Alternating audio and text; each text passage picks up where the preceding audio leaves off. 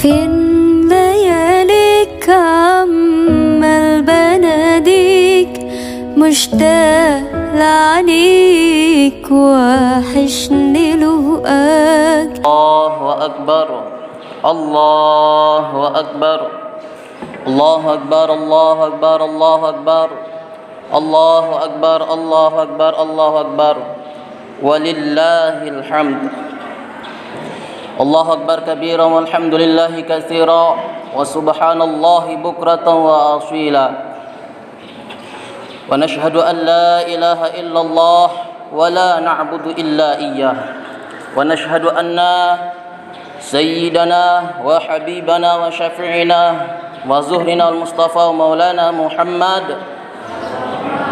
صلى الله عليه وسلم ورحمته المحدة صلى الله على وبارك على سيدنا الأمين وأصحابه الطاهرين التابعين.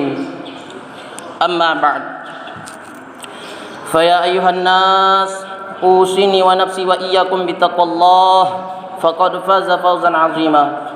قال الله تعالى في كتابه الكريم: أعوذ بالله من الشيطان الرجيم، بسم الله الرحمن الرحيم.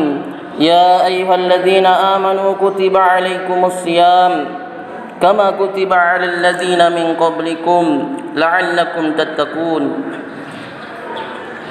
وقال رسول الله صلى الله عليه وسلم: من صام رمضان إيمانا واحتسابا غفر له ما تقدم من ذنبه.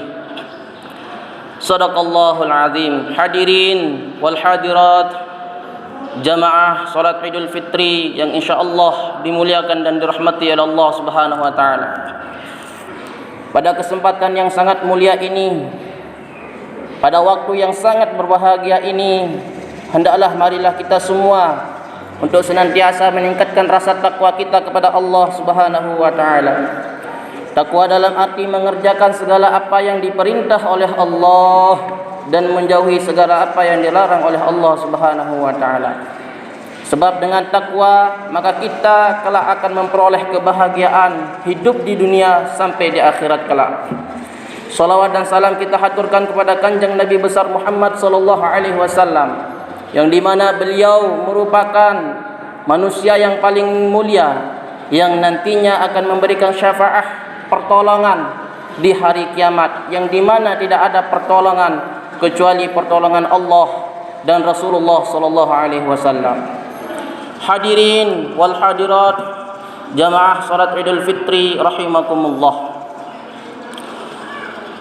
1 bulan penuh kita melaksanakan yang namanya ibadah puasa. Tiba saatnya di hari yang sangat cerah, di hari yang sangat bahagia ini, kita merayakan salat Idul Fitri. Namun perlu diketahui secara bersama bahwasanya ada sesuatu yang mengatakan bahwa hari ini adalah hari kemenangan. Kita bertanya kepada diri kita sendiri, apakah layak hari ini disebut sebagai hari kemenangan untuk diri kita sendiri? Karena betapa banyak rintangan cobaan di dalam bulan puasa, kita senantiasa kadang lalai mengerjakan apa yang diperintah oleh Allah Subhanahu wa taala. Sehingga perlu kita pahami dulu makna daripada Idul Fitri itu sendiri. Lalu apa juga makna daripada lebaran itu sendiri? Yang pertama, Idul Fitri. Idul Fitri terdiri dari 2 kata bahasa Arab. Yang pertama, Id, yang berasal dari kata ada ya'udu, yang berarti kembali. Sedangkan fitri dalam bahasa Arab berasal dari kata aftara yuftiru, yang bermakna berbuka puasa. Sehingga kalau digabungkan, kita kembali berbuka puasa pada hari ini karena 1 bulan penuh kita menahan lapar dan dahaga. Hadirin wal hadirat, jamaah salat Idul Fitri rahimakumullah. Sedangkan lebaran ini merupakan peninggalan para wali songo. yang dimana ketika para wali songo berdakwah di bumi Nusantara ini, mereka menemukan keadaan bumi Nusantara ini dalam keadaan agama Hindu dan Buddha. Yang mana kita menganut agama Hindu dan Buddha dulu zaman nenek moyang kita selama 350 tahun lebih. Oleh karenanya ketika Wali Songo datang, mereka berdakwah dengan tanpa memberantas habis tradisi-tradisi mereka, sehingga para Wali Songo memberikan nama lebaran kepada umat Islam terdahulu. Hadirin wal hadirat jamaah salat Idul Fitri rahimakumullah. Jadi dua kata ini antara Idul Fitri dengan lebaran memiliki satu makna, satu pengertian bahwasanya kita merayakan yang namanya hari kemenangan. Kemenangan dari apa? Apakah kita mampu melaksanakan puasa sebulan penuh kemarin? Kalau belum mampu, maka kita belum dikatakan orang yang menang. Orang yang menang senantiasa dirayakan dengan kebahagiaan. Menyalakan petasan lain hal sebagainya, itu menandakan sebuah kebahagiaan. Namun kita mengevaluasi diri kita, bermuhasabah diri, apakah layak kita dikatakan sebagai seorang pemenang? Hadirin wal hadirat sidang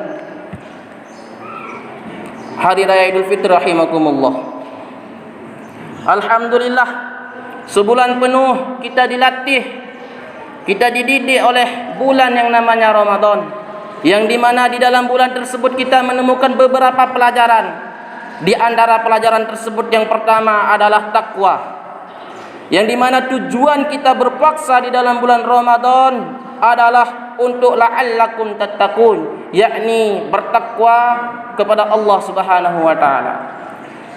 Takwa dalam arti kita berusaha mendekatkan diri kita kepada Allah Subhanahu wa taala, menjauhi segala apa yang dilarang oleh Allah Subhanahu wa taala.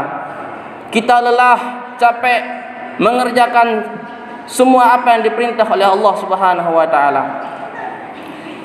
Di dalam hidup ini kita diajarkan untuk selalu bertakwa agar hidup kita berkah di dunia sampai di akhirat kelak. Hadirin wal hadirat jamaah salat Idul Fitri rahimakumullah. Yang kedua, pelajaran yang kita dapat ambil dalam bulan puasa yang kemarin adalah kita senantiasa harus ikhlas. Ikhlas dalam arti apa? Bahwasanya kita mengerjakan ibadah kepada Allah Subhanahu wa taala adalah semata-mata karena Allah, tidak disuruh oleh orang tua, apalagi oleh sanak keluarga. Kita beribadah kepada Allah Subhanahu wa taala hanya semata-mata mengharap ridha Allah Subhanahu wa taala.